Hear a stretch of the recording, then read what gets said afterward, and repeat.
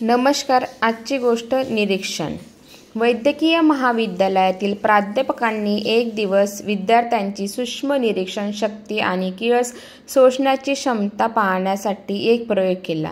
विद्यार्थ्यांना म्हणाले, या काचेच्या वाटीत घाणेरडे पाणी आहे. मी वाटीत बोट बुडवून तोंडात घालणार आहे. प्रत्येकाने पाहून तसेच करायचे. तिटकारा दर्शवायचा नाही. सरांनी वाटीत बोट बुडवून चाकले. पाठोपाठ एकामागून एक विद्यार्थ्यांनी ते गढूळ पाणी काहीशा अनिच्छेतेने चाकले. प्राध्यापक म्हणाले, किळस न मांडण्याच्या गुणात तुम्ही सगळेच पास झालात, पण सूक्ष्म निरीक्षणाच्या गुणात सगळेच फसलात.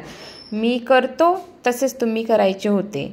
तुमच्या कुणाच्याच लक्षात आले नाही. मी एक बोट वाटीत बुडवले व चाकले दुसरेच.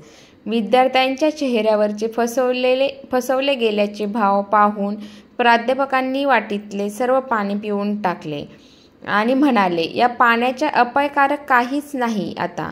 विद्यार्थी खुश झाले. तात्पर्य: प्रयोगातून अप्रिय सत्य बाहेर आले तरी ते मनोमन पटते व त्यातूनच यशाचा मार्ग खुला होतो. तुम्हाला ही गोष्ट आवडली असेल तर लाईक करा, शेअर करा आणि सबस्क्राईब करा. धन्यवाद.